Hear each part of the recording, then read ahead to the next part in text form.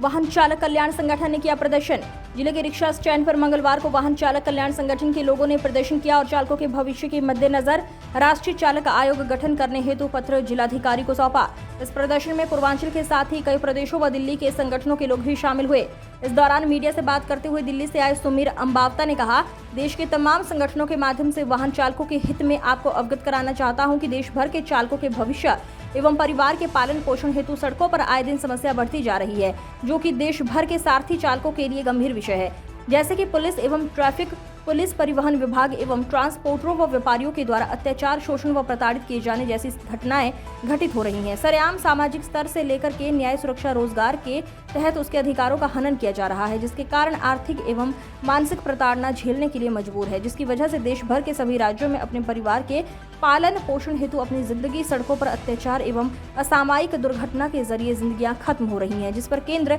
एवं राज्य सरकारों का ध्यान अभी तक केंद्रित नहीं है, जिसको लेकर के तमाम राज्यों में कई बार विरोध प्रदर्शन किया गया। अर्थात चालकों की जटिलता समस्या के मद्देनजर देश की केंद्र सरकार को गंभीरता से सोचने का विषय है, जिसके मद्देनजर ना तो केंद्र सरकार पहल करने या ना ही सुनने को तैयार है। नमस्कार, मेरा नाम सुमीर अंबावता, मैं दिल्ली राज्य ड्राइवर संघ का संस्थापक। साथियों, जैसे कि आज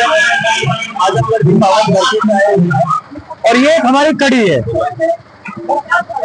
ये एक हमारी कड़ी है कि 22 और 23 को लेकर हमारे माननीय राष्ट्रपति जी को,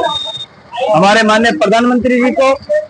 हमारे गृह मंत्री अमित शाह जी को, हमारे ट्रांसपोर्ट मिनिस्टर नितिन गडकरी जी को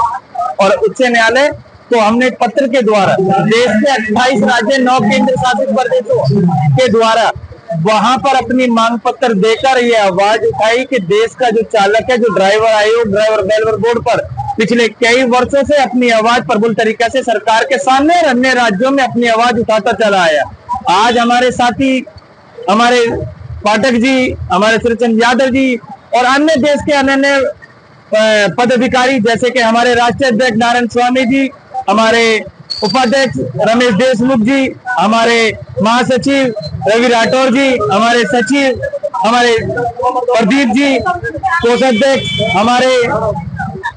गफ्फार जी और हमारे राजीव रंजन जी, इन सभी के प्रयासों से देश में एक आवाज उठी जा रही है अपनी मांगों को लेकर। आपने देखा होगा कि हिट एंड रन पे भी जब सरकारें जब अपनी आवाजें प्रबल तरीके से उठा रही थी और कहीं ना कहीं जो उनकी मांगे थी उनको दबाया जा रहा था, तो यही चालक है। देश का 24 करोड़ चालक लामबंद हुआ और सरकार को दिखाया कि 3 दिन जब उनके सब कुछ रुक गया तो दिखाया कि अगर चालक अगर चाहे तो देश में अपनी आवाज को प्रबल तरीके से उठा सकता है। जब हम कोरोना टाइम में जब हम दूध, दही, मक्खन और अन्य सभी चीजें हम मुहैया करा सकते हैं, तो अपने हक और अधिकार के लिए उन चीजों को प्रभावित भी कर सकते हैं। और आपके माध्यम से हमारी ये सरकार को चेतावनी है, अगर हमारी बातें नहीं सुनी जाएगी तो कहीं ना कहीं सरकार को अन्य राज्यों में जाकर इस चीज का